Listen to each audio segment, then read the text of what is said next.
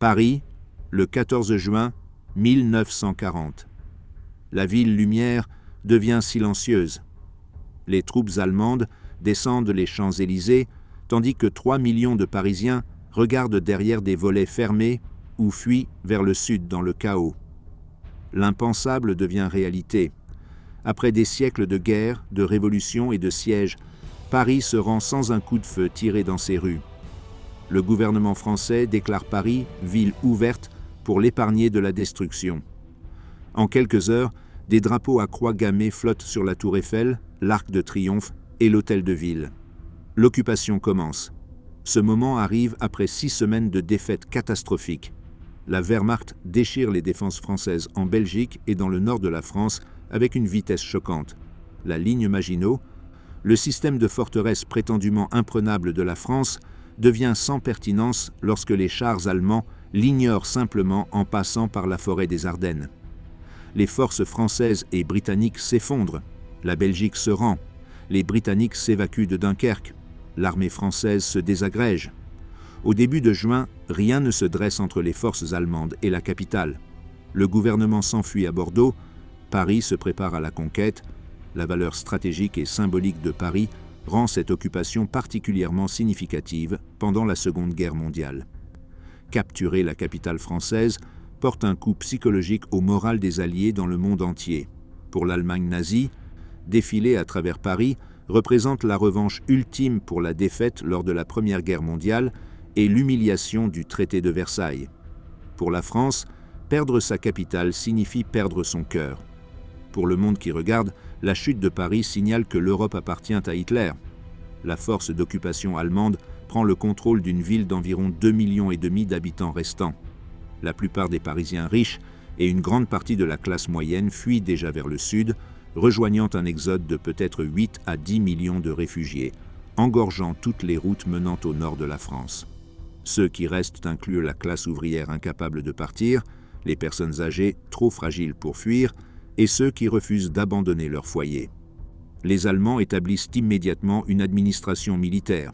Le général Otto von Stülpnagel devient gouverneur militaire. La Gestapo et les services de sécurité du SD établissent leur quartier général. Des points de contrôle apparaissent. Des couvre-feux commencent. Les cartes de rationnement deviennent obligatoires. La croix gammée flotte partout. 4 années d'occupation s'étendent devant nous, bien que personne ne le sache en juin 1940. Ce seront des années de faim et d'humiliation, de collaboration et de résistance, de survie et de souffrance. Paris endure le contrôle allemand plus longtemps que toute autre grande capitale européenne occidentale. La ville se transforme du cœur culturel du monde libre en une garnison pour la Wehrmacht et une prison pour ses habitants. La vie quotidienne devient une négociation constante entre survie et dignité, entre obéissance aux occupants et maintien de l'identité, entre collaboration et résistance. L'occupation divise les Parisiens en 3 grands groupes, bien que la réalité soit beaucoup plus complexe. Certains collaborent activement avec les autorités allemandes, que ce soit par conviction politique, profit personnel ou pur opportunisme. Certains résistent à travers des réseaux souterrains, du travail de renseignement, du sabotage et finalement l'action armée. La plupart se contentent d'endurer, naviguant dans la zone grise entre collaboration et résistance, essayant de survivre sans trahir ni eux-mêmes, ni leurs voisins. Juger l'un d'eux s'avère impossible sans comprendre ce qu'ils affrontent au quotidien. Les Allemands établissent rapidement ce qu'ils appellent des relations correctes avec la population. Ils paient les biens avec de la monnaie d'occupation. Les officiers assistent à l'opéra et dînent dans de bons restaurants. Les soldats photographient des monuments comme des touristes. Des films de propagande montrent des Parisiens heureux coexistant paisiblement avec des Allemands cultivés. La réalité sous ce vernis raconte une histoire différente. La ville meurt lentement de faim. La Gestapo traque les résistants. Les Juifs font face à une persécution croissante. Les otages meurent lors d'exécutions de représailles. Le poids de l'occupation écrase Paris progressivement, mais implacablement. Ce documentaire s'appuie sur des séquences d'archives rares, dont beaucoup ont été capturées par des caméramens militaires allemands, des actualités collaborationnistes françaises et des cinéastes de la résistance clandestine qui risquent leur vie pour documenter la réalité de l'occupation. Ces images montrent Paris transformé. Des soldats allemands prenant un bain de soleil au Trocadéro, des terrasses de café vides sous couvre-feu, des files d'attente déguenillées devant les boulangeries, des affiches de propagande couvrant chaque mur, des rames de métro bondées de travailleurs épuisés et des rues vidées de tout trafic motorisé, sauf des véhicules militaires allemands. Les séquences révèlent une ville apprenant à survivre sous un régime étranger, tout en maintenant des fragments de son identité. L'histoire de Paris occupé est importante car elle montre comment une grande ville endure la conquête, comment les civils naviguent dans des choix impossibles et comment une culture survit aux tentatives de l'effacer. Elle révèle la réalité quotidienne de l'occupation que des millions d'Européens vivent pendant la Seconde Guerre mondiale. Elle montre le courage et la lâcheté, la résistance et la collaboration, tous entrelacés de manière à défier un jugement simple. 4 années d'occupation laissent des cicatrices sur Paris qui restent visibles et invisibles pendant des générations. Comprendre cette période aide à expliquer non seulement la France en temps de guerre, mais aussi la nature de l'occupation elle-même, la complexité de l'expérience civile pendant la guerre et le prix de la libération lorsque celle-ci arrive enfin. Un enseignant de français écrit plus tard « Nous nous sommes réveillés le 15 juin pour découvrir que notre ville appartenait à quelqu'un d'autre et nous ne connaissions plus les règles de nos propres vies. » L'occupation commence. Paris, au début de 1940, se dresse comme la capitale culturelle incontestée du monde occidental. La population de la ville atteint près de 3 millions dans la région métropolitaine, faisant d'elle l'un des plus grands et des plus vibrants centres urbains d'Europe. Ses cafés bourdonnent de débats intellectuels, ses musées abritent des trésors qui définissent la civilisation occidentale. Ses maisons de mode établissent des tendances mondiales. Ses restaurants et théâtres attirent des visiteurs de tous les continents. La Sorbonne éduque des milliers d'étudiants. Les maisons d'édition produisent de la littérature dans des dizaines de langues. Les laboratoires scientifiques repoussent les frontières du savoir. Paris représente la civilisation elle-même, le summum de la culture et du raffinement européen. L'importance stratégique de la ville correspond à sa signification culturelle. Paris est le cœur politique de la France, abritant des ministères gouvernementaux, des quartiers généraux militaires et les centres de l'administration nationale. La ville fonctionne comme un pôle de transport crucial où les lignes ferroviaires de toutes les directions convergent. Des routes majeures s'étendent comme les rayons d'une roue. La Seine permet la navigation commerciale. Les usines en banlieue produisent tout, des automobiles aux composants d'avions. La capture de la ville décapiterait la France politiquement, économiquement et psychologiquement. Mais Paris, en mai de 1940, fait face à la catastrophe. L'invasion allemande, lancée le 10 mai, brise les défenses françaises avec une vitesse dévastatrice. Les forces de la Wehrmacht emploient des tactiques que les Français ne peuvent contrer. Des chars concentrés perçant les points faibles, créant des percées que les divisions de Panzer exploitent sans pitié. Les bombardiers en piqué de la Luftwaffe terrorisent les colonnes de réfugiés et les soldats en retraite. Les commandants français se révèlent incapables de répondre à la vitesse et à la violence des opérations allemandes. En quelques jours, la situation stratégique devient désespérée. L'armée française déploie la majeure partie de sa force le long de la ligne Maginot et en Belgique, anticipant que l'Allemagne répétera le plan Schlieffen de 1914. Au lieu de cela, le groupe d'armées allemand A frappe à travers la soi-disant forêt d'Ardennes impraticable, traverse la rivière Meuse à Sedan et se dirige vers la Manche. Cette manœuvre divise les forces alliées en deux. Les divisions britanniques et françaises en Belgique font face à l'encerclement. La route vers Paris est ouverte. Les réserves françaises se précipitent vers le nord pour combler les lacunes qui continuent de s'élargir. La coordination s'effondre, la communication se rompt, les unités perdent le contact avec le quartier général, l'armée commence à se désintégrer. À la fin du mois de mai, la situation devient désespérée. Les Britanniques s'évadent de Dunkerque, sauvant leur armée mais abandonnant la France. La Belgique se rend le 28 mai. Les forces allemandes avancent vers le sud en direction de Paris. Les Français tentent d'établir des lignes de défense le long des rivières Somme et Aisne, mais ces positions manquent de profondeur, de réserve ou de préparation adéquate. Les soldats français combattent avec un courage désespéré lors de batailles isolées. Mais le courage ne peut pas surmonter la supériorité numérique et matérielle combinée aux échecs doctrinaux et de leadership. Les Allemands avancent sans relâche. Le gouvernement français débat de la question de défendre Paris ou de la déclarer ville ouverte. Le gouverneur militaire, le général Pierre Hering, prépare initialement les défenses. Les travailleurs creusent des fossés anti-chars. Les ingénieurs préparent les ponts pour démolition. Les troupes établissent des points de contrôle. Mais le gouvernement réalise que défendre Paris signifie la détruire. Les combats urbains réduiraient les quartiers en décombres. L'artillerie briserait les monuments. La ville, qui a survécu aux sièges médiévaux et aux barricades révolutionnaires, pourrait ne pas survivre à la guerre moderne. Le cabinet du Premier ministre Paul Reynaud prend la décision déchirante. Paris ne sera pas défendu.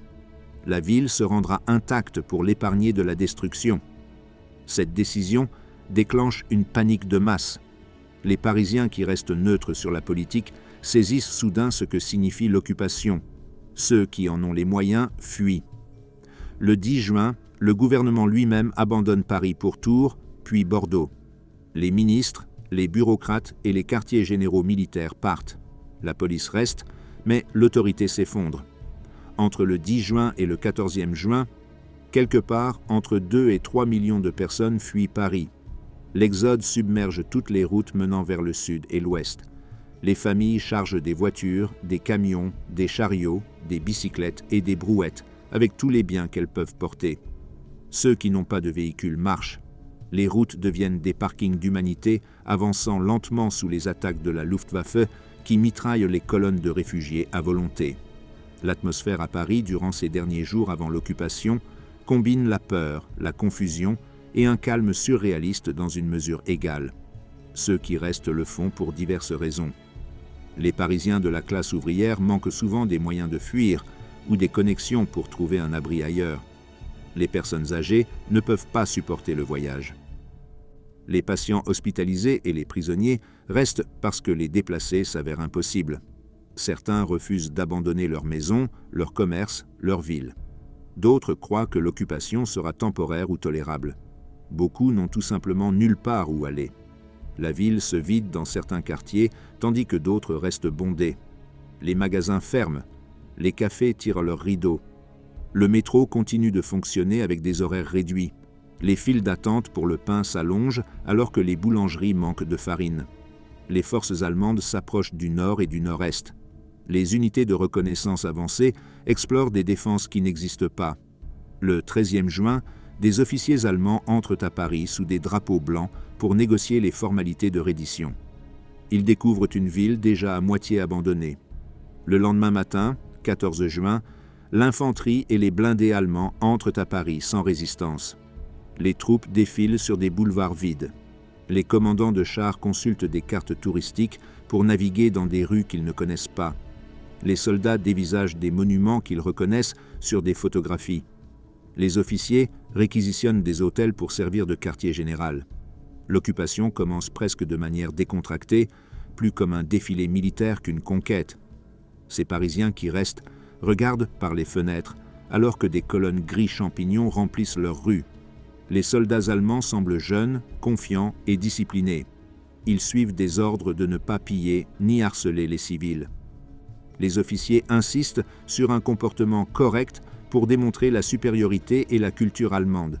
Les troupes agissent plus comme des touristes que comme des conquérants dans ces premières heures, photographiant la tour Eiffel et l'Arc de Triomphe, envoyant des cartes postales chez eux, achetant des souvenirs dans les quelques magasins qui restent ouverts. La valeur de propagande de cette occupation pacifique devient immédiatement évidente. Les caméras d'actualité capturent des soldats allemands souriant, nourrissant des pigeons devant Notre-Dame. Mais, sous le vernis de la correction, la machinerie d'occupation commence à fonctionner immédiatement. L'administration militaire allemande établit son quartier général à l'hôtel Crillon, sur la place de la Concorde. La commandanture prend le contrôle de l'hôtel Meurice, sur la rue de Rivoli. La Gestapo et les services de sécurité SD occupent des bâtiments près des Champs-Élysées. La Luftwaffe réquisitionne le palais du Luxembourg. La Kriegsmarine prend l'hôtel de la Marine. Chaque bâtiment gouvernemental majeur reçoit des gardes allemands. Les drapeaux à croix gammées apparaissent sur les bâtiments publics à la tombée de la nuit. Les panneaux de rue en allemand sont installés en quelques jours. L'occupation s'établit avec une efficacité bureaucratique. Les Allemands imposent immédiatement des règles et des restrictions qui commencent à transformer la vie quotidienne. Un couvre-feu strict entre en vigueur. Personne dans les rues entre 9 h du soir et 5 h du matin. Toutes les armes à feu doivent être remises dans les 24 heures. Les radios capables de recevoir des émissions étrangères doivent être enregistrées. Les rassemblements publics de plus de 5 personnes sont interdits. Les journaux passent sous la censure allemande. Tous les partis politiques, excepté ceux approuvés par les autorités d'occupation, sont interdits. Le métro fonctionne selon des horaires approuvés par les Allemands. Le rationnement des aliments commence, administré par des bureaucrates français sous supervision allemande. Les cartes de rationnement deviennent essentielles à la survie. L'impact psychologique sur les Parisiens qui restent s'avère profond et complexe. Certains éprouvent un soulagement que la ville survive intacte, que des bombes n'aient pas tombé, que des combats de rue n'aient pas eu lieu. D'autres ressentent de la honte que Paris ait capitulé sans résistance alors que d'autres villes se sont battues. Beaucoup se sentent engourdis, incapables de traiter la réalité que leur ville appartient maintenant à l'Allemagne. La présence de soldats allemands partout crée des rappels constants de la défaite et de l'occupation. Entendre l'allemand parler dans les rues françaises, voir des uniformes allemands dans des cafés français, voir des drapeaux allemands flotter des bâtiments français, tout cela accentue l'humiliation. Les premiers jours et semaines établissent des schémas qui définiront l'occupation pendant 4 ans. Les Allemands contrôlent les espaces visibles, grands boulevards, bâtiments gouvernementaux, gares, hôtels prestigieux, restaurants célèbres. Les Parisiens se retirent dans des espaces privés, appartements, ruelles, cafés de quartier, réunions de famille. 2 villes parallèles commencent à exister dans le même espace physique. Les occupants se déplacent à travers un Paris de monuments, d'hôtels et d'institutions officielles. Les occupés habitent un Paris de nourriture rationnée, de volets fermés et de conversations chuchotées. Ces 2 villes se chevauchent mais n'interagissent rarement véritablement, sauf par des transactions de nécessité ou de collaboration. Un officier allemand écrit chez lui « Paris est encore plus beau que nous l'imaginions, et les Français semblent résignés à notre présence. » Un commerçant parisien note dans son journal « Ils parcourent nos rues comme s'ils en étaient propriétaires, car maintenant, ils le sont. » La ville commence sa longue captivité. Le premier hiver d'occupation, 1940 à 1941, introduit les Parisiens à leur nouvelle réalité. Une ville transformée en garnison pour la Wehrmacht et en scène pour la propagande nazie. La vie quotidienne devient une lutte éprouvante pour la survie, la dignité et la normalité dans des circonstances qui ne sont en rien normales. L'occupation s'installe dans des rythmes et des routines qui persisteront avec une intensité croissante pendant les 4 années suivantes. La nourriture domine chaque conversation et chaque pensée. Les Allemands réquisitionnent d'énormes quantités de production agricole française pour le Reich et la Wehrmacht. Ce qui reste est distribué par un système de rationnement qui fournit à peine assez de calories pour prévenir la famine. La ration officielle permet environ 1200 calories par jour pour les adultes, la moitié de ce dont une personne a besoin pour une activité normale. Les rations de pain diminuent à 300 grammes par jour, souvent fabriquées avec de la farine inférieure, mélangée avec de la sciure ou des châtaignes. La viande devient un luxe apparaissant peut-être une fois par semaine en petites portions. Le beurre, les œufs et le lait disparaissent en grande partie des tables de la classe ouvrière. Le café disparaît complètement, remplacé par des substituts amers fabriqués à partir d'orge torréfiée ou de chicorée. Les files d'attente définissent le paysage parisien. Les femmes se tiennent pendant des heures devant les boulangeries avant l'aube, espérant que les stocks durent jusqu'à ce que leur tour arrive. Les magasins ferment lorsque leurs allotissements quotidiens s'épuisent, souvent dans l'heure suivant l'ouverture. Les boucheries affichent des crochets vides et des volets fermés la plupart des jours. Les marchés qui débordaient autrefois de produits n'offrent désormais que des rutabagas, des artichauts de Jérusalem et d'autres légumes que même les rats méprisent. Les riches et les bien connectés mangent relativement bien grâce à des achats sur le marché noir. Les pauvres meurent lentement de faim. Des maladies de malnutrition apparaissent, le rachitisme chez les enfants, l'œdème chez les adultes des carences en vitamines à tous les âges. Le marché noir prospère malgré les interdictions allemandes et les pénalités sévères. Les agriculteurs passent en contrebande des produits dans la ville cachés sous des chariots à fond falsifiés. Les propriétaires de restaurants maintiennent des stocks secrets pour des clients privilégiés prêts à payer des prix exorbitants. Les travailleurs dans la distribution alimentaire volent ce qu'ils peuvent. Les cartes de rationnement deviennent une monnaie précieuse, contrefaite par des réseaux criminels et des groupes de résistance. Un seul œuf peut coûter un salaire journalier. Un kilogramme de beurre se vend à des prix équivalents à un salaire hebdomadaire. Ceux qui sont pris à commercer sur le marché noir risquent l'emprisonnement, mais la faim pousse les gens à prendre ce risque de toute façon. L'hiver apporte une misère supplémentaire alors que le charbon et le combustible de chauffage disparaissent. Les Allemands réquisitionnent du charbon pour un usage militaire et industriel. Les Parisiens brûlent des meubles, des livres et des morceaux de bois pour chauffer des pièces uniques pendant que le reste de leurs appartements gèle. Les tuyaux éclatent. L'eau gèle dans des chambres non chauffées. Les personnes âgées et malades meurent de maladies liées au froid. Les bâtiments publics ferment pour économiser du carburant. Les écoles fonctionnent avec des horaires réduits. Les hôpitaux luttent pour maintenir des températures minimales pour les patients. Le métro devient un refuge où les gens se pressent pour échapper aux appartements gelés, faisant des tours en train simplement pour rester au chaud. Les transports se transforment complètement, les automobiles privées disparaissent pratiquement des rues, leurs propriétaires incapables d'obtenir de l'essence. Les Allemands réservent le carburant pour les véhicules militaires et les fonctionnaires collaborationnistes. Les bicyclettes deviennent des biens précieux, bien que les pneus de remplacement et les chambres à air s'avèrent presque impossibles à trouver. Des Parisiens ingénieux fabriquent des pneus à partir de tuyaux de jardin remplis de chiffons. D'autres ressuscitent d'anciennes bicyclettes provenant de caves et de greniers. Le taxi-bicyclette apparaît. Des vélos modifiés avec des sièges pour passagers, leurs conducteurs pédalant des touristes et ceux désireux de payer. Les charrettes à cheval sont de nouveau présentes dans des rues qui ne les ont pas vues depuis des décennies. La ville avance au rythme des muscles humains et de la force animale, tandis que des camions allemands et des voitures de fonction passent à toute allure. Le métro continue de fonctionner, bien qu'avec des horaires réduits et des pannes constantes. Les voitures sont pleines de passagers entassés, respirant un air vicié, chargé de l'odeur de corps mal lavés et de tabac de pacotille. Les stations ferment de manière aléatoire lorsque l'électricité tombe en panne ou lorsque les Allemands réquisitionnent les lignes pour un usage militaire. Le métro devient à la fois une bouée de sauvetage, reliant les quartiers éparpillés de la ville, et un rappel constant des indignités de l'occupation, avec les Allemands occupant les meilleurs sièges tandis que les Parisiens se tiennent debout. La vie culturelle se poursuit de manière déformée sous le contrôle et la censure allemands. Les théâtres rouvrent, montrant des pièces françaises approuvées et des productions allemandes. L'opéra se produit pour des publics d'officiers de la Wehrmacht et d'élites collaborationnistes. Les cabarets et les boîtes de nuit s'adaptent aux soldats allemands en permission, qui dépensent librement la monnaie d'occupation. Les musiciens français jouent pour des audiences allemandes. Certains artistes justifient cela comme un moyen de maintenir la culture française. D'autres le voient comme de la collaboration. La plupart ont simplement besoin d'argent pour survivre. Les Allemands encouragent le divertissement en partie pour le moral de leurs troupes, en partie pour créer l'illusion d'une vie normale sous occupation, en partie pour démontrer leur sophistication et leur appréciation culturelle.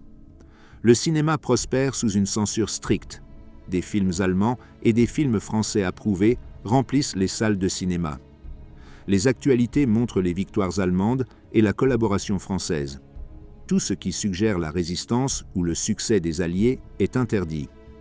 Le film devient un outil de propagande puissant, montrant des Parisiens heureux coexistant pacifiquement avec des Allemands cultivés. La réalité en dehors des portes du théâtre raconte une histoire différente, mais à l'intérieur, la propagande ne s'arrête jamais. Beaucoup de Parisiens vont au cinéma simplement pour échapper à des appartements froids et profiter de quelques heures de chaleur et de distraction, même si cela signifie devoir supporter d'abord la propagande nazie.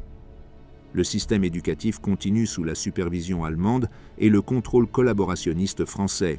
Les écoles rouvrent à l'automne 1940 avec des programmes révisés supprimant toute critique de l'Allemagne. Les manuels d'histoire subissent des modifications pour présenter l'Allemagne de manière favorable. Les leçons de géographie mettent l'accent sur le nouvel ordre européen sous la direction allemande. Les enseignants font face à des choix impossibles, enseigner le programme approuvé et compromettre leurs principes, ou résister et perdre leur poste, ou pire. La plupart choisissent une résistance subtile, enseignant le matériel requis, tout en trouvant de petites manières de préserver la vérité et l'identité française. Les étudiants apprennent à reconnaître la différence entre les leçons officielles et la réalité chuchotée. La presse devient une arme d'occupation et de collaboration. Tous les journaux fonctionnent sous la censure allemande. Des journaux pro-allemands et collaborationnistes comme Le Matin et Je suis partout publiant des articles louant Hitler, dénonçant les Juifs et appelant à la coopération avec l'Allemagne. Le journalisme devient de la propagande. Les véritables nouvelles parviennent aux Parisiens par le biais de journaux clandestins, produits par des réseaux de résistance sur des presses cachées, distribuées de main à main, lues rapidement, puis brûlées ou cachées. Être surpris avec des journaux de résistance signifie arrestation, interrogation, emprisonnement ou mort. Les gens risquent cela quotidiennement car la quête de la vérité rivalise avec la quête de nourriture. La vie religieuse se poursuit avec l'Église catholique, naviguant dans des eaux périlleuses entre collaboration et résistance. Certains membres du clergé soutiennent ouvertement Pétain et le gouvernement collaborationniste de Vichy. D'autres aident discrètement les Juifs, cachent des résistants et maintiennent une opposition morale à l'occupation. La plupart des prêtres essaient de servir leur congrégation tout en évitant des positions politiques qui pourraient entraîner une rétorsion allemande. Les églises restent ouvertes comme des espaces où les Parisiens se rassemblent hors du contrôle allemand, où ils prient pour la libération, où ils maintiennent la communauté et l'espoir. Les Allemands tolèrent cela tant que les églises s'abstiennent de résistance ouverte. Le couvre-feu redéfinit complètement le rythme de la vie urbaine. À 9 heures chaque soir, les rues doivent être désertées. Toute personne à l'extérieur sans permis allemand spécial risque l'arrestation. La ville, qui autrefois brillait avec sa vie nocturne, devient sombre et silencieuse. Les restaurants et les cafés ferment à 8 heures pour permettre aux clients de rentrer chez eux. Le métro cesse de circuler. Les rues deviennent des corridors vides, patrouillés par des soldats allemands et des policiers français appliquant le couvre-feu. Les Parisiens s'habituent à l'obscurité, au silence, à être enfermés dans leur propre ville après la tombée de la nuit. Le couvre-feu sert plusieurs objectifs: prévenir les activités de résistance, démontrer le contrôle allemand et dominer psychologiquement la population par l'emprisonnement temporel. Des postes de contrôle apparaissent dans toute la ville.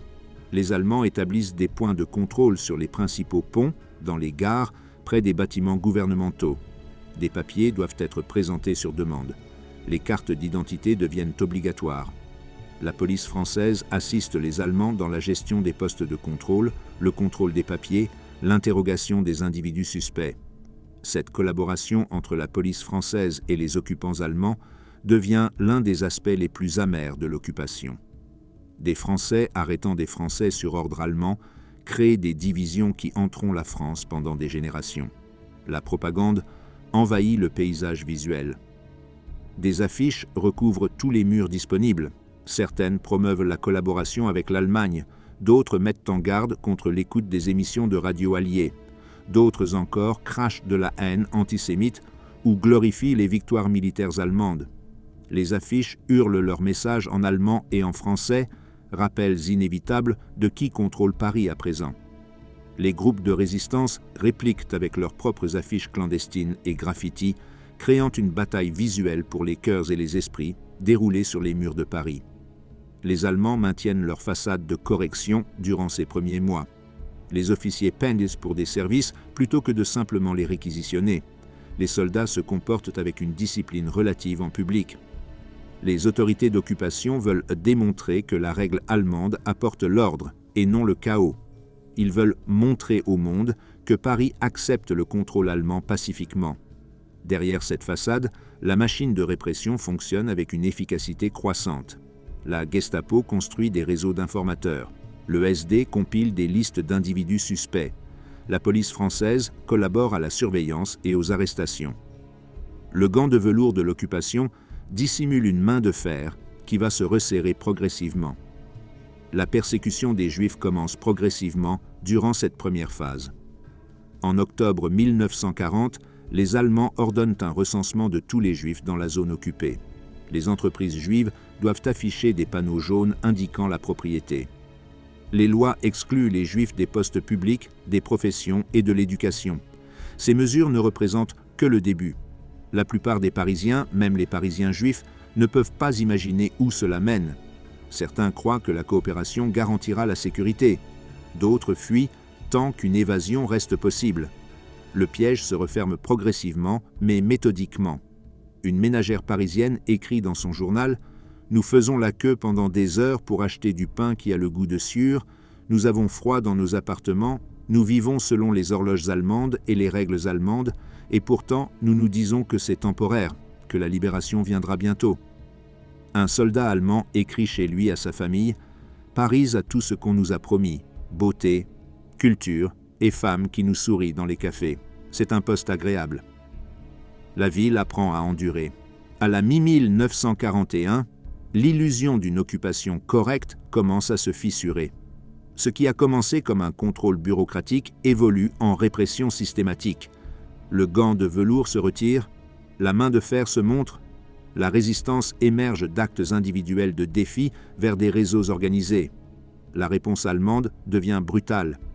Paris devient un champ de bataille où les combats se déroulent dans l'ombre, où les armes incluent des presses à imprimer et des renseignements chuchotés, où les pertes s'accumulent dans les cellules de prison et dans les cours d'exécution plutôt que sur des champs de bataille conventionnels. L'invasion allemande de l'Union soviétique le 22 juin 1941 transforme fondamentalement l'occupation. Les communistes français, précédemment retenus par le pacte nazi-soviétique, se jettent dans la résistance avec une énergie fanatique. Ils organisent des cellules, recrutent des membres, planifient des opérations et commencent à attaquer le personnel et les installations allemands. La résistance passe de l'opposition passive et de la collecte de renseignements à des actes de sabotage actifs et à la violence. Les Allemands répondent par une brutalité croissante. Le premier assassinat d'un soldat allemand à Paris a lieu à la station de métro Barbès-Rochechouart le 21 août 1941. Un jeune communiste nommé Pierre Georges, qui deviendra célèbre sous le nom de colonel Fabien, tire et tue un cadet de la marine allemande nommé Alphonse Moser. Ce seul coup de feu résonne à travers le Paris occupé. Les Allemands réagissent avec fureur. Dans les heures qui suivent, les autorités annoncent que des otages seront exécutés en représailles. La politique devient officielle. Pour chaque Allemand tué, des dizaines d'otages français meurent. Le système de représailles fonctionne avec une précision mécanique. Les Allemands tiennent des listes de communistes suspects, de résistants, de prisonniers politiques et de juifs. Lorsque des attaques de résistance ont lieu, les autorités sélectionnent des otages dans ces listes. Les condamnés ne reçoivent aucun procès, n'ont pas d'accusation spécifique, au-delà d'être désignés comme otages. Ils meurent pour terroriser la population et l'amener à se soumettre. Les premières exécutions de masse ont lieu au camp de Souges, près de Bordeaux, en septembre 1941. 48 otages font face au peloton d'exécution. La forteresse de Mont-Valérien, juste à l'ouest de Paris, se transforme en principal lieu d'exécution pour la région parisienne. Entre 1940 et 1944, plus de 1000 personnes meurent ici dans le fossé de la forteresse. Les condamnés incluent des combattants de la résistance, des otages, des prisonniers politiques, des communistes, des juifs et quiconque que les Allemands jugent dangereux. Ils arrivent en camion avant l'aube, attendent dans une chapelle où ils peuvent écrire leurs dernières lettres, puis des gardes les mènent au poteau d'exécution. Des salves de feu de fusil résonnent dans la cour de la forteresse. Les corps tombent. Le massacre continue de manière systématique, bureaucratique, implacable.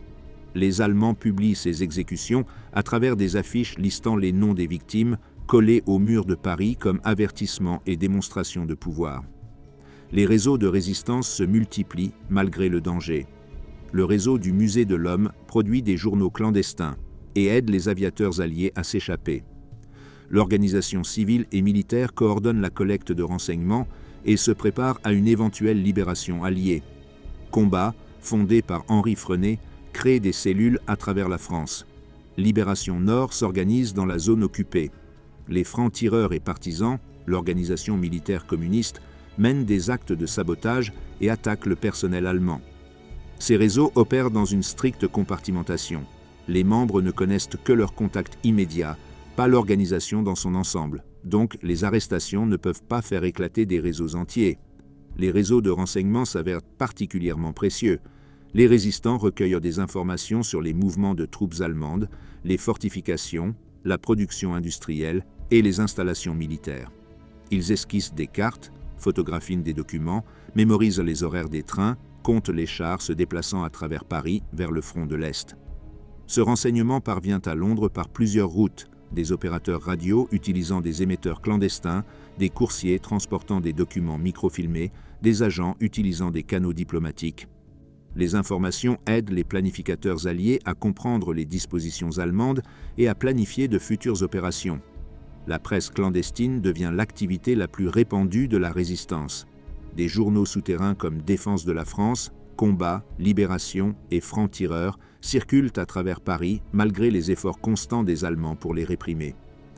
L'impression se fait dans des caves, dans des arrière-boutiques d'entreprises sympathisantes, dans des appartements où des guetteurs surveillant la police. Des réseaux de distribution passent les journaux de main en main, les laissant dans les rames du métro, les glissant sous les portes. Les peines encourues pour implication incluent la déportation vers des camps de concentration ou l'exécution. Les gens acceptent ces risques car la vérité devient une arme contre les mensonges de l'occupation. La Gestapo traque les réseaux de résistance avec une efficacité professionnelle. La torture devient routinière lors des interrogatoires au siège de la Gestapo sur l'avenue Foch et la rue Lauriston. La force policière auxiliaire française, connue sous le nom de Brigade spéciale, assiste les Allemands dans le suivi des résistants. Des informateurs opèrent à travers Paris, dénonçant des voisins pour de l'argent ou par idéologie. Certains informent par conviction, croyant que la collaboration sert les intérêts de la France. D'autres informent par avidité, recueillant des primes pour des membres de la résistance. D'autres encore informent sous la contrainte après une arrestation, craquant sous la torture. La confiance devient impossible. La paranoïa devient une question de survie. Les résistants capturés font face à la déportation vers des camps de concentration en Allemagne. Buchenwald, Ravensbrück, Mauthausen, Sachsenhausen. Certains meurent sous la torture lors de l'interrogatoire, d'autres comparaissent devant des tribunaux militaires allemands et risquent l'exécution s'ils sont condamnés. La plupart reçoivent la déportation, ce qui signifie une lente mort par la famine, la maladie, le surmenage et la brutalité. Peu reviennent. Les familles ne reçoivent aucune information sur les proches déportés. Les gens disparaissent simplement dans le système des camps de concentration nazis. La persécution des Juifs s'intensifie de manière spectaculaire pendant cette période. En mai 1941, la première rafle cible les Juifs nés à l'étranger à Paris. La police française arrête plus de 3000 Juifs polonais et tchèques et les interne dans des camps à Pithiviers et Beaune-la-Rolande. En août, le 11e arrondissement connaît une autre rafle qui aboutit à l'arrestation de plus de 4000 hommes juifs. Ces hommes vont à Drancy, un camp de transit dans la banlieue nord-est de Paris, qui devient l'antichambre d'Auschwitz. Tout au long de 1941 et au début de 1942, les Juifs font face à des restrictions croissantes, des couvre-feux plus sévères que ceux des autres Parisiens, l'exclusion de certaines professions, la confiscation des radios, l'interdiction des espaces publics. L'obligation de l'étoile jaune commence le 7 juin 1942. Tous les Juifs de plus de 6 ans doivent porter une étoile jaune de David marquée « Juif » sur leurs vêtements chaque fois qu'ils sont en public. Les Allemands distribuent les étoiles par le biais des commissariats de police. Les Juifs doivent remettre un coupon de ration textile pour recevoir leurs étoiles, ajoutant l'insulte à la blessure en les forçant à utiliser de précieux allotissements de rations pour le badge de leur propre persécution. Certains Parisiens réagissent aux étoiles jaunes avec sympathie, offrant des sièges dans le métro ou tirant leur chapeau en solidarité. D'autres utilisent les étoiles pour identifier les victimes de harcèlement ou de violence. La plupart détournent simplement le regard, embarrassés ou effrayés ou indifférents. Le mois suivant apporte le moment le plus sombre de l'occupation avant la libération. Les 16e et 17e jours de juillet 1942, la police française exécute la rafle du Veldive, arrêtant plus de 13 000 juifs, dont plus de 4 000 enfants. Les victimes comprennent des juifs d'origine étrangère et leurs enfants nés en France. La police entoure des quartiers entiers avant l'aube. Ils frappent aux portes, traînent des familles hors des lits, leur donnant quelques minutes pour rassembler leurs affaires. Les victimes vont d'abord au vélodrome d'hiver, un stade de cyclisme intérieur, où des milliers se pressent sous la chaleur estivale sans nourriture, eau ou sanitation adéquate. Après des jours de souffrance, les autorités les transfèrent à Drancy et dans des camps en dehors de Paris. De là, des trains de déportation les emmènent à Auschwitz. Presque personne ne survit. La police française, pas les Allemands, effectue les arrestations. Des bus français transportent les victimes. Des gardes français les retiennent dans des camps de transit français. La collaboration de Vichy révèle toute sa laideur. La rafle choque de nombreux Parisiens, les sortant de l'indifférence ou de l'ignorance volontaire. Certains réagissent en cachant des voisins juifs, en obtenant de faux papiers, en aidant des enfants à s'échapper. D'autres continuent de collaborer ou demeurent passifs. L'événement démontre jusqu'où les autorités françaises sont prêtes à aller pour servir l'occupation allemande et marque un tournant dans la façon dont certains Parisiens perçoivent la collaboration. La résistance répond à la persécution croissante par une action croissante. Des attaques de sabotage ciblent des installations allemandes, des réseaux de transport et des entreprises collaboratrices. Des bombes explosent dans des installations allemandes. Des trains, des rails, des usines subissent des incendies mystérieux.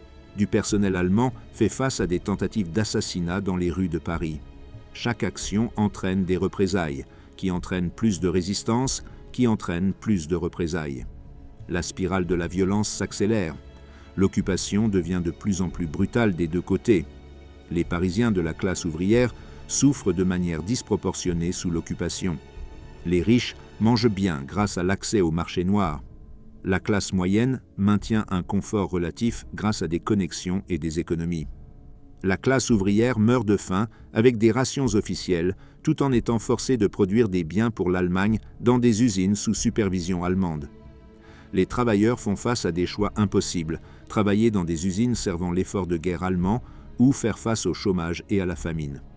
Certains travailleurs s'engagent dans un sabotage silencieux, ralentissant la production ou endommageant subtilement des biens. D'autres rejoignent des réseaux de résistance ou des cellules communistes. La plupart se contentent de supporter, essayant de nourrir leur famille et de survivre jusqu'à la libération. L'hiver de 1941 à 1942 apporte des souffrances qui dépassent l'hiver précédent. Les réserves de charbon diminuent encore. Les rations alimentaires se réduisent. Les décès dus à la malnutrition et aux maladies liées au froid augmentent. Les hôpitaux débordent de patients affaiblis par la faim et l'exposition. Les Allemands continuent de réquisitionner la production française pour le Reich. Le marché noir devient essentiel à la survie, pas un luxe. La criminalité augmente alors que des personnes désespérées volent de la nourriture, du combustible et tout ce qui est vendable. Le deuxième hiver de l'occupation brise les esprits que le premier hiver n'a fait que plier. Un combattant de la résistance se souvient plus tard « Nous savions que chaque action que nous entreprenions entraînerait des représailles contre des otages innocents. Mais nous savions aussi que ne rien faire signifiait accepter notre esclavage pour toujours. » Une femme juive qui a survécu à la guerre écrit « Le jour où j'ai épinglé l'étoile jaune à mon manteau, j'ai compris que nous n'étions plus considérés comme des êtres humains, dignes de protection. La ville apprend que survivre nécessite un choix, résister ou collaborer, se cacher ou informer, se battre ou se soumettre. » La plupart des Parisiens naviguent dans la zone grise entre ces extrêmes, faisant des compromis quotidiens entre la conscience et la survie. L'invasion alliée de Normandie, le 6 juin 1944, électrise Paris. Pendant 4 ans, les Parisiens endurent l'occupation avec l'espoir que la libération viendra finalement. Maintenant, cet espoir se transforme en possibilité tangible. La nouvelle des débarquements se propage dans la ville en quelques heures, malgré la censure allemande. Les gens se rassemblent en chuchotant au coin des rues, dans les voitures du métro, dans les files d'attente pour le pain, partageant des fragments d'informations glanées à partir des diffusions interdites de la BBC. La ville retient son souffle. attendant de voir si cette invasion réussira là où Dieppe a échoué en 1942. Les Allemands réagissent à l'invasion de la Normandie avec une nervosité et une brutalité accrues à Paris. Ils renforcent la sécurité autour des installations clés. Les points de contrôle se multiplient. Les contrôles d'identité s'intensifient. L'application du couvre-feu devient plus stricte. La Gestapo accélère les arrestations de membres de la résistance suspectés, tentant d'anticiper le soulèvement qu'ils savent devoir venir. La torture s'intensifie alors que les interrogateurs extraient des informations sur les réseaux de résistance avant que ces derniers ne puissent agir. Les déportations vers les camps de concentration s'accélèrent. Les Allemands se précipitent pour éliminer la résistance avant que les armées alliées n'atteignent Paris. Les réseaux de résistance réagissent au jour J avec une action coordonnée. L'appel à l'insurrection nationale provient du quartier général des Français libres à Londres. Des groupes de résistance à travers la France exécutent le plan vert, sabotant les chemins de fer pour empêcher les renforts allemands d'atteindre la Normandie. À Paris, les résistants coupent les lignes téléphoniques, sabotent des sous-stations électriques, attaquent des véhicules allemands isolés et assassinent des collaborateurs. Le tempo des activités de résistance augmente de manière spectaculaire. Ce qui était dangereux avant le jour J devient suicidaire après, mais les résistants acceptent les risques car la libération semble enfin réalisable. Les forces françaises de l'intérieur, l'organisation qui regroupe les groupes de résistance, commencent à se préparer pour une insurrection ouverte. Les combattants de la FFI amassent des armes larguées par les avions alliés ou volées aux Allemands. Ils identifient des cibles stratégiques, des ponts à contrôler, des bâtiments gouvernementaux à saisir, des points forts allemands à neutraliser. Ils coordonnent des plans pour le moment où les armées alliées approcheront de Paris. Différentes factions de résistance débattent du timing et des tactiques. Les communistes veulent une insurrection immédiate. D'autres préfèrent attendre l'arrivée des Alliés. Ces tensions créent des divisions qui affecteront la libération elle-même. Alors que les forces alliées franchissent la Normandie à la fin de juillet et au début d'août, Paris sent la libération approcher. Les armées américaines et françaises libres avancent vers l'est, libérant des villes et des villages normands. Le front se rapproche chaque jour un peu plus. Les Parisiens suivent les événements à travers des radios clandestines et des journaux de résistance. Chaque village libéré apporte l'espoir que Paris soit le suivant. Mais les Allemands ne montrent aucun signe d'abandonner la ville volontairement. Ils se préparent à défendre Paris ou à la détruire.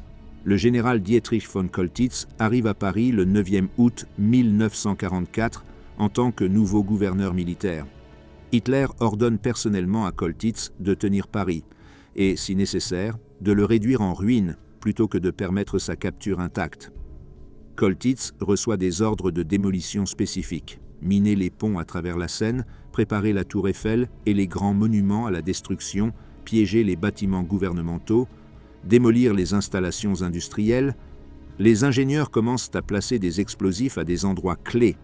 Paris fait face à la destruction que la déclaration de ville ouverte de 1940 a empêchée. 4 années d'occupation pourraient se terminer par l'annihilation de la ville. Les dernières semaines avant la libération voient Paris affamé plus désespérément que jamais. Les réquisitions allemandes dépouillent la région de nourriture. Les bombardements alliés et le sabotage de la résistance perturbent les réseaux de transport qui apportent normalement des fournitures dans la ville. Les marchés sont vides. Les boulangeries ferment par manque de farine. Même les produits du marché noir deviennent rares. Les Parisiens survivent avec presque rien. La malnutrition atteint des niveaux de crise. Les hôpitaux manquent de médicaments, de bandages et de fournitures de base pour traiter les malades et les blessés. La ville s'approche du bord de la catastrophe humanitaire. Le soulèvement commence prématurément le 19 août 1944. Les travailleurs des chemins de fer font grève en premier, refusant de transporter des troupes ou des fournitures allemandes. La police les suit, quittant leur poste dans une action coordonnée à travers la ville. Les travailleurs postaux rejoignent la grève. Les travailleurs du métro arrêtent les trains. L'infrastructure de la ville s'arrête, non pas par ordre allemand, mais par refus français. Les grèves paralysent Paris et signalent que la population ne coopérera plus avec l'occupation. Les Allemands se retrouvent isolés dans une ville hostile dont les habitants osent enfin les défier ouvertement. Une insurrection armée éclate le même jour. Les combattants du FFI émergent de leur cachette, et prennent le contrôle des commissariats de police, distribuant des armes aux membres de la résistance. Ils occupent l'hôtel de ville, le cœur symbolique de la gouvernance parisienne. Ils hissent le drapeau tricolore au-dessus de la préfecture de police. Ils établissent des barricades dans toute la ville en utilisant des pavés arrachés aux rues, des véhicules retournés, des sacs de sable et tout autre matériel disponible. Les barricades servent des fins tactiques et symboliques. Elles entravent le mouvement allemand tout en déclarant que Paris appartient à nouveau aux Parisiens. Les Allemands réagissent avec force, mais sans la brutalité écrasante qu'ils auraient tant pu employer plus tôt dans l'occupation. Von Choltitz fait face à des pressions contradictoires. Hitler exige la destruction de Paris si elle ne peut être tenue, mais Choltitz voit que la guerre est perdue et se demande si réduire Paris en décombres sert à quelque chose d'autre que de satisfaire la vindicte de Hitler. Il ordonne des représailles limitées contre les points forts de la résistance, mais hésite à mettre en œuvre des plans de démolition complets. Son indécision achète du temps pour que Paris survive intact. Les combats se répandent à travers la ville au cours des plusieurs prochains jours. Les points forts allemands incluent le Sénat, l'hôtel Meurice, la place de la Concorde et des installations le long de la Seine. Les combattants de la résistance attaquent ces positions avec des armes capturées, des cocktails Molotov et de la détermination. Les Allemands possèdent un pouvoir de feu supérieur, des chars, de l'artillerie, des mitrailleuses. Les résistants ont du courage, une connaissance locale et un soutien populaire. Des combats de rue éclatent dans le quartier latin, autour de l'hôtel de ville, près de Notre-Dame et dans les quartiers populaires. Les pertes s'accumulent des deux côtés. Le consul suédois Raoul Nordling négocie une trêve temporaire le 20e août pour évacuer les blessés et permettre aux civils de fuir les zones de combat. La trêve tient de manière sporadique. Certaines unités allemandes la respectent, d'autres continuent de se battre. Certaines factions de résistance l'acceptent. D'autres refusent de s'arrêter alors que la libération semble si proche. La trêve offre un bref répit, mais ne met pas fin au combat. Les combats reprennent le lendemain avec une intensité renouvelée. La question cruciale devient de savoir si les armées alliées atteindront Paris avant que les Allemands ne répriment le soulèvement ou ne détruisent la ville. Le général français, libre Philippe Leclerc, commande la 2e division blindée désignée pour libérer Paris. Mais le commandant suprême des Alliés, le général Dwight Eisenhower, prévoit initialement de contourner Paris, craignant que le combat urbain n'enlise les armées alliées et que nourrir la population de Paris ne pèse sur la logistique alliée. Leclerc et le leader français, libre Charles de Gaulle, font pression sur Eisenhower pour qu'il change de plan. Ils soutiennent que ne pas libérer Paris entraînera un massacre et une destruction. Eisenhower accepte à contre-cœur. La division de Leclerc se tourne vers Paris. Le 24 août, des éléments avancés de la division Leclerc atteignent les banlieues de Paris. Les premiers chars français entrent dans la ville vers 9h du soir, atteignant l'hôtel de ville juste avant minuit. Le capitaine Raymond Dronne mène cette colonne avancée, composée de seulement quelques chars et véhicules blindés. Leur arrivée électrise la ville. Les cloches des églises sonnent à travers Paris pour la première fois en 4 ans, annonçant la libération. Les Parisiens se précipitent dans les rues malgré le couvre-feu et les combats en cours, embrassant les libérateurs, pleurant de joie et de soulagement. Le corps principal de la division Leclerc entre à Paris le 25 août. L'infanterie américaine suit. L'armure française et américaine convergent sur les points forts allemands à travers la ville. Von Choltitz, réalisant que toute résistance est futile, négocie les termes de la reddition. À 2h30 de l'après-midi, le 25 août 1944, il signe le document de reddition à la préfecture de police.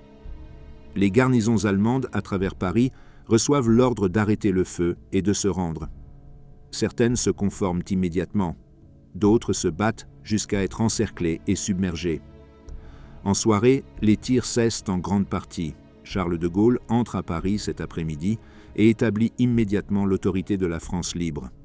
Il marche de l'Arc de Triomphe le long des Champs-Élysées jusqu'à Notre-Dame dans une procession de victoire observée par des centaines de milliers de Parisiens. Des tireurs d'élite tirent des toits pendant la marche, probablement des Allemands retranchés ou des collaborateurs français faisant face à une mort certaine. De Gaulle refuse de se mettre à couvert, marchant résolument en avant. Son courage et son sang-froid montrent que Paris appartient de nouveau à la France, que l'autorité française est revenue, que l'occupation est vraiment terminée. La libération éclate en célébrations sauvages, mêlées de règlements de comptes et de chaos. Les Parisiens embrassent les soldats libérateurs. Le vin coule malgré des années de pénurie. Des drapeaux tricolores apparaissent partout. Les gens dansent dans les rues, chantent la Marseillaise, hurlent leur joie et leur soulagement. Mais des courants plus sombres traversent la célébration. Les collaborateurs font face à une justice expéditive. Les femmes accusées de collaboration horizontale, relations sexuelles avec des Allemands, souffrent d'humiliations publiques, leurs têtes rasées, exhibées dans les rues, tandis que les foules huent. Certains collaborateurs font face à l'exécution sans procès. Les combattants de la résistance règlent de vieux comptes. La frontière entre justice et vengeance s'estompe dans le chaos de la libération. Les Allemands se retirent de Paris dans le désordre, harcelés par des combattants de la résistance et des avions alliés. Leur occupation de 4 ans ne se termine pas par la destruction apocalyptique ordonnée par Hitler, mais par un retrait et une reddition. Von Choltitz n'exécute jamais les plans de démolition. Son refus de détruire Paris devient controversé. Certains historiens soutiennent qu'il a désobéi à des ordres par conviction. D'autres suggèrent qu'il a simplement reconnu que détruire Paris ne servait à aucun but militaire et garantirait son procès en tant que criminel de guerre. Ses motivations importent moins que le résultat. Paris survit intact. Un combattant de la résistance écrit plus tard « Nous avons lutté pendant 4 ans dans l'ombre et le silence, puis pendant 6 jours dans les rues avec des armes à la main. Ces 6 jours ont justifié tout ce que nous avons enduré. » Von Choltitz réfléchit plus tard en captivité « J'ai désobéi à l'ordre du Führer de détruire Paris parce que je ne pouvais pas justifier de réduire l'une des plus grandes villes de l'humanité en décombres sans gain militaire. » Après 1568 jours, l'occupation se termine. Paris appartient à nouveau aux Parisiens. Le coût humain de 4 années d'occupation émerge dans toute son horreur alors que l'euphorie de la libération s'estompe. Paris survit physiquement intact, ses monuments et ponts épargnés de la démolition, mais le coût en vies humaines et en souffrances s'avère dévastateur. Les statistiques racontent une partie de l'histoire. Les expériences vécues des survivants racontent le reste. Les pertes militaires pendant les combats de libération restent relativement modestes par rapport aux grandes batailles ailleurs dans la guerre. La 2e division blindée française perd environ 130 hommes tués et 319 blessés pendant la libération de Paris. Les forces américaines soutenant l'opération subissent environ 70 tués. Les pertes allemandes incluent environ 3000 tués et blessés, avec plus de 12 000 capturés lorsque von Choltitz se rend. Les pertes civiles pendant la semaine des combats de libération atteignent environ 1500 tués et 2000 blessés supplémentaires, beaucoup pris sous le feu croisé ou tués par des tireurs d'élite pendant les combats. Mais ces chiffres pâlissent face au bilan cumulé de l'occupation. Plus de 11 000 Parisiens meurent lors de la déportation vers les camps de concentration nazis. Cela inclut des résistants, des prisonniers politiques, des otages et des Juifs déportés vers des camps d'extermination. La grande majorité ne revient jamais. Sur environ 75 000 Juifs déportés de France, moins de 3 000 survivent au camp. Beaucoup de ces déportés viennent de Paris, où la population juive avant la guerre compte environ 150 000. Des familles entières disparaissent dans le système des camps de concentration. Grands-parents, parents, enfants, tous assassinés dans des chambres à gaz à Auschwitz, Sobibor et d'autres centres de mise à mort. Le nombre d'exécutés en France pendant l'occupation dépasse 4 400. À Paris et dans sa région immédiate, plus de 1000 personnes meurent à Mont-Valérien seulement. D'autres font face à des pelotons d'exécution dans d'autres lieux d'exécution ou meurent sous la torture dans les cellules de la Gestapo. Ces exécutions incluent des membres de la résistance, des otages sélectionnés arbitrairement parmi les populations carcérales, des communistes, des juifs et toute personne que les Allemands jugent dangereuse ou jetable. Les exécutés comprennent des adolescents et des personnes âgées, des hommes et des femmes, des ouvriers et des intellectuels. Leur fil commun, ils ont refusé d'accepter l'occupation passivement. Au-delà de ceux tués directement, des milliers d'autres meurent de malnutrition, de maladies et de froid pendant les hivers d'occupation. Les personnes âgées succombent à l'hypothermie dans des appartements non chauffés. Les enfants développent du rachitisme et d'autres maladies dues à des carences alimentaires. Les taux de tuberculose augmentent alors que les systèmes immunitaires affaiblis s'avèrent vulnérables aux infections. La mortalité infantile augmente. Le système de rationnement officiel fournit un nombre insuffisant de calories pour survivre, obligeant les gens à dépendre de la nourriture du marché noir que les pauvres ne peuvent pas se permettre. La violence lente de la famine et de la privation tue moins dramatiquement que les balles, mais tout aussi certainement. Les prisonniers de guerre subissent leur propre calvaire. Environ 1 800 000 soldats français, capturés lors de la défaite de 1940, passent des années dans des camps de prisonniers de guerre allemands. Bien que les protections de la Convention de Genève épargnent la plupart des pires atrocités réservées aux prisonniers soviétiques, les prisonniers de guerre français endurent des années de travail forcé, de nourriture inadéquate, de conditions difficiles et de séparation d'avec leurs familles.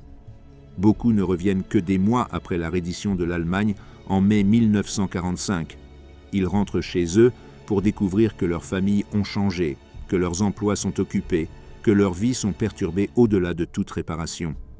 La déportation des travailleurs français vers l'Allemagne sous le service du travail obligatoire aggrave la souffrance.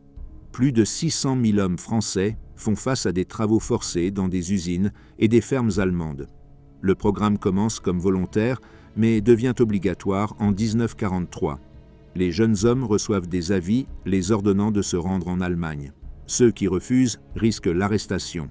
Beaucoup fuient, rejoignant des réseaux de résistance ou se cachant avec de faux papiers. Ceux qui partent endurent des conditions de travail brutales, des bombardements alliés sur des sites industriels allemands et le danger constant d'être pris pour des collaborateurs consentants lors de leur retour éventuel. Le traumatisme psychologique de l'occupation crée des blessures qui ne guérissent jamais complètement. Les survivants portent les souvenirs de la faim, de la peur, de l'humiliation et de la perte. Ceux qui ont résisté se souviennent de camarades torturés et tués. Ceux qui ont collaboré vivent avec la honte et la peur des représailles. Ceux qui n'ont fait ni l'un ni l'autre portent la culpabilité de l'inaction. Les familles dévastées par les déportations et les exécutions ne retrouvent jamais leur intégrité. Les enfants orphelins, à cause de l'occupation, grandissent marqués par la perte. Les femmes veuves ne perdent pas seulement des maris, mais souvent leur sécurité économique et leur position sociale. Les survivants juifs font face à un traumatisme particulier. Ceux qui survivent à la déportation reviennent pour trouver des maisons occupées par d'autres, des biens volés ou vendus, des communautés détruites. Beaucoup découvrent que l'ensemble de leur famille a été massacré. Ils retournent dans une France où l'antisémitisme ne disparaît pas avec la libération, où des voisins qui les ont dénoncés aux Allemands vivent encore à proximité, où le rôle du gouvernement collaborateur de Vichy dans l'Holocauste reste contesté pendant des décennies. Leur traumatisme reçoit peu de reconnaissance dans la France d'après-guerre immédiate, qui préfère mettre en avant l'héroïsme de la résistance plutôt que l'horreur de la collaboration. Les conséquences immédiates révèlent l'ampleur de la destruction du tissu social de Paris. Environ 30 000 Parisiens font face à des accusations de collaboration. Les femmes accusées de relations sexuelles avec des Allemands subissent l'humiliation publique, la tête rasée en punition rituelle. Certaines font face à ces accusations à juste titre. D'autres deviennent victimes de vendettas personnels ou de dénonciations fausses. La frontière entre la justice et la vengeance s'avère impossible à maintenir dans le chaos de la libération. Les exécutions sommaires de collaborateurs se chiffrent par milliers à travers la France pendant et immédiatement après la libération. À Paris, les résistants et des foules en colère tuent des collaborateurs présumés sans procès. Certaines victimes méritent leur sort ayant dénoncé des résistants, aidé aux atrocités allemandes ou profité de l'occupation. D'autres meurent sur de simples soupçons ou des ressentiments personnels. Le gouvernement de Gaulle rétablit finalement l'ordre et institue des procès de purge formels, mais pas avant que les meurtres extrajudiciaires ne fassent de nombreuses victimes.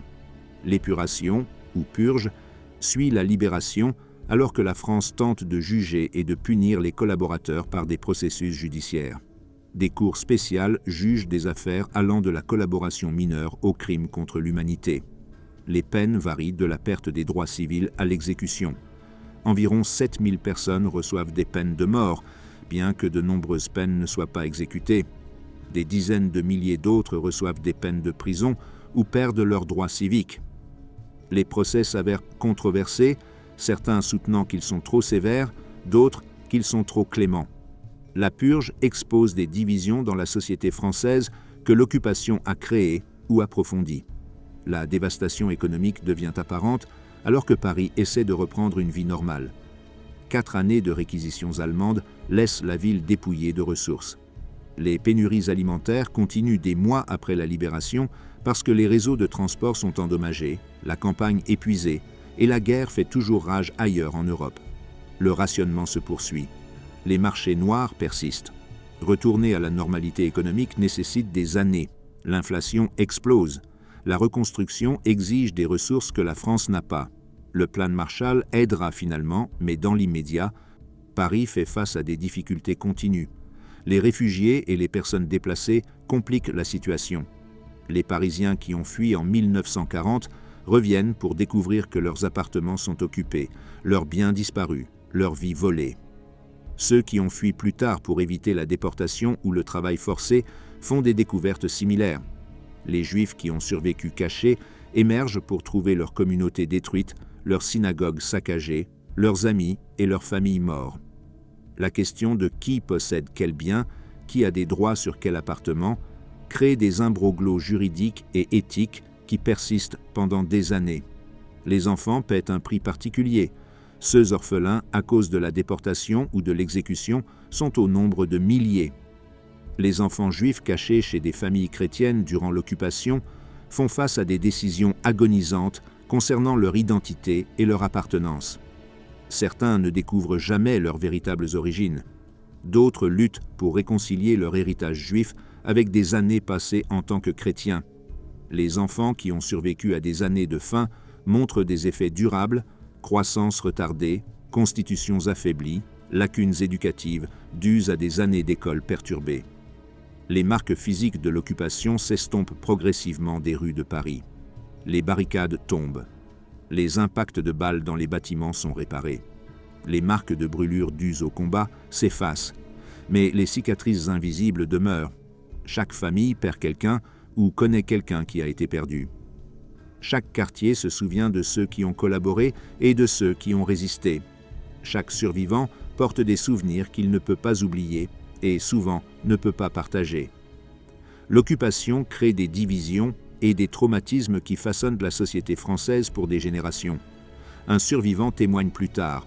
La faim que nous pouvions endurer parce que nous savions qu'elle finirait un jour. La peur que nous pouvions gérer parce que le courage existait.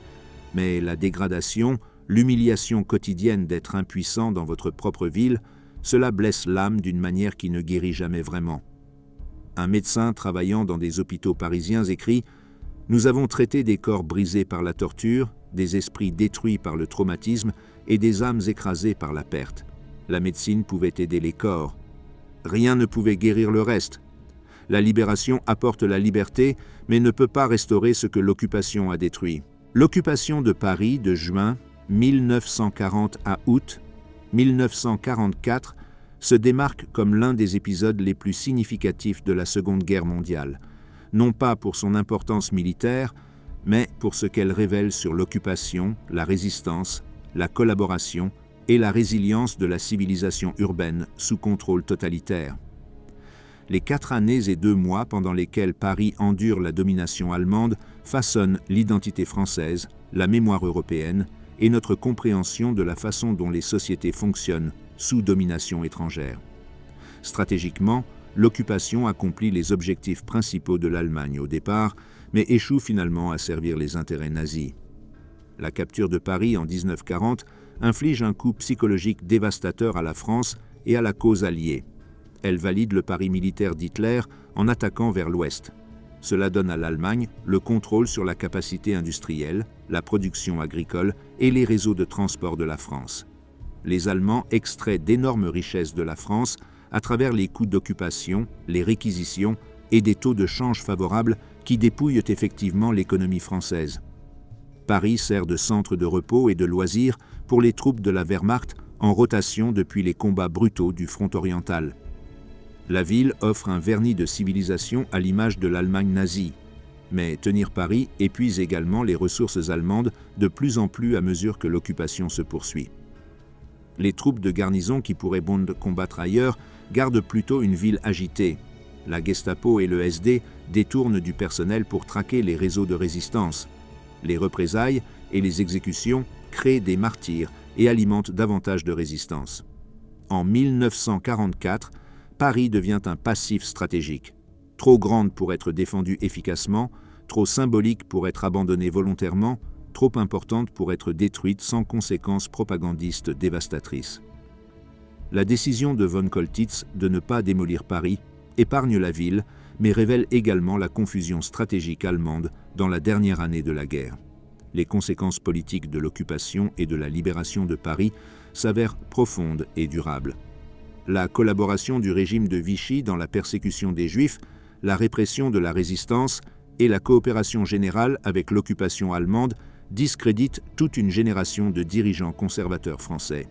Les procès de purge et l'épuration redéfinissent la politique française en éliminant ou en marginalisant les collaborateurs tout en élevant les figures de la résistance à un statut de prééminence.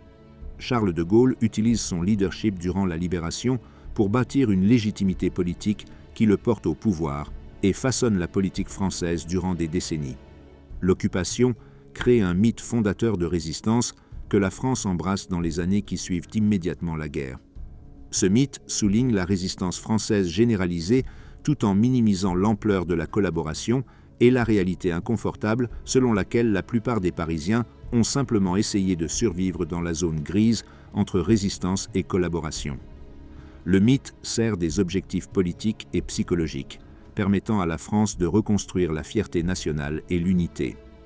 Mais il obscure également la vérité historique et retarde un examen honnête de l'ampleur et de la nature de la collaboration. L'impact social et culturel de l'occupation restructure profondément Paris. La déportation et le meurtre d'une grande partie de la population juive de Paris détruisent des communautés qui existaient depuis des siècles. La vie intellectuelle et artistique de la ville subit des pertes irremplaçables. L'expérience de l'occupation crée un traumatisme générationnel qui affecte les familles pendant des décennies. Les choix que les gens ont faits pendant l'occupation, résister, collaborer ou simplement endurer, créent des divisions et des ressentiments qui persistent longtemps après la libération.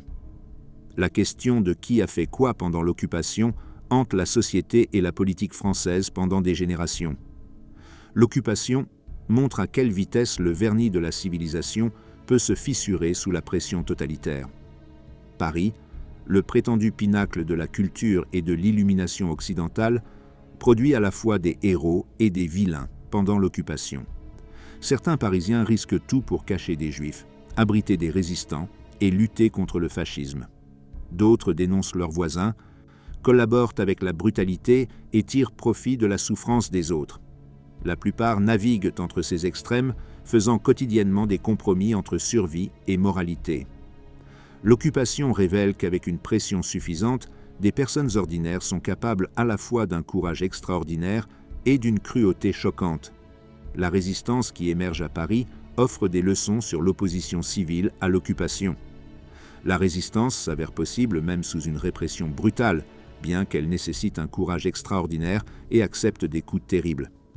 La résistance la plus efficace combine plusieurs approches: une action armée qui démontre la vulnérabilité de l'occupation, la collecte de renseignements qui aide les efforts militaires alliés, l'édition clandestine qui maintient le moral et la vérité, et des réseaux qui cachent les victimes et aident les fugitifs.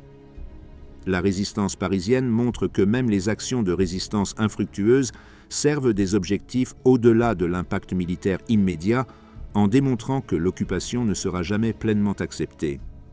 La mémoire et la commémoration de Paris occupé évoluent au fil des décennies. Immédiatement après la libération, la France met l'accent sur l'héroïsme de la résistance. Les générations suivantes remettent en question ce récit et examinent l'étendue de la collaboration de manière plus honnête. La rafle du Veldiv reste particulièrement controversée, la France n'ayant pas officiellement reconnu la responsabilité de l'État dans la déportation des Juifs jusqu'à 1995, lorsque le président Jacques Chirac rompt avec le mythe selon lequel Vichy représentait quelque chose de séparé de la France. Ce cheminement vers la reconnaissance tardive montre à quel point les sociétés trouvent difficile de confronter leurs moments historiques les plus sombres. Aujourd'hui, Paris commémore l'occupation à travers des musées, des mémoriaux et des sites préservés. Le mémorial de la Shoah documente la persécution et la déportation des Juifs. La forteresse du Mont Valérien devient un mémorial national aux combattants de la résistance exécutés. Des plaques à travers Paris marquent les sites où des événements spécifiques se sont produits ou où des individus sont morts en résistant à l'occupation. Ces commémorations servent plusieurs objectifs: honorer les victimes et les héros, éduquer les nouvelles générations et maintenir la mémoire collective de ce qui s'est passé. Les leçons que l'occupation de Paris offre restent pertinentes. Cela démontre que l'occupation engendre la résistance même lorsque la résistance semble vaine. Cela montre que la collaboration se produit non seulement par idéologie, mais aussi par opportunisme, peur et le simple désir de survivre. Cela révèle que maintenir l'humanité et la dignité dans des conditions inhumaines exige un effort moral constant. Cela prouve que les populations urbaines peuvent endurer des difficultés extrêmes lorsqu'elles sont soutenues par l'espoir de libération. Cela confirme que les systèmes totalitaires dépendent de la collaboration de la population occupée et rencontrent de plus en plus de difficultés lorsque cette collaboration s'effondre. L'héritage de l'occupation pour Paris lui-même reste à la fois visible et invisible. La ville a rapidement été reconstruite à partir des dommages matériels. Les dommages psychologiques et sociaux se révèlent plus durables. L'expérience façonne la culture politique française, en particulier en ce qui concerne l'indépendance nationale, le scepticisme à l'égard des puissances étrangères et l'importance de la souveraineté. La mémoire de l'occupation influence les attitudes françaises envers l'intégration européenne, la politique militaire et les relations internationales pendant des générations. Peut-être que la leçon la plus importante de l'occupation concerne la fragilité de la civilisation et l'importance de défendre les valeurs démocratiques avant l'arrivée de la crise. Paris est tombé non pas principalement à cause d'une défaite militaire en 1940, mais à cause des échecs politiques et militaires dans les années précédant la guerre. L'incapacité de la France à égaler le réarmement allemand, sa confusion stratégique, ses divisions politiques et son incapacité à agir de manière décisive lorsque des actions auraient pu prévenir la guerre ont tous contribué au désastre. L'occupation était le prix que les Parisiens ont payé pour les échecs collectifs de leur nation dans les années 1930. Comme le souligne un historien plus tard, Paris, sous le règne allemand, nous rappelle que les grandes villes et les civilisations avancées n'offrent aucune protection contre le barbarisme lorsque la volonté politique échoue et lorsque les gens de bien acceptent la tyrannie plutôt que de risquer tout pour y faire face. 4 ans d'occupation se terminent par la libération, mais leurs ombres s'étendent à travers les décennies qui suivent.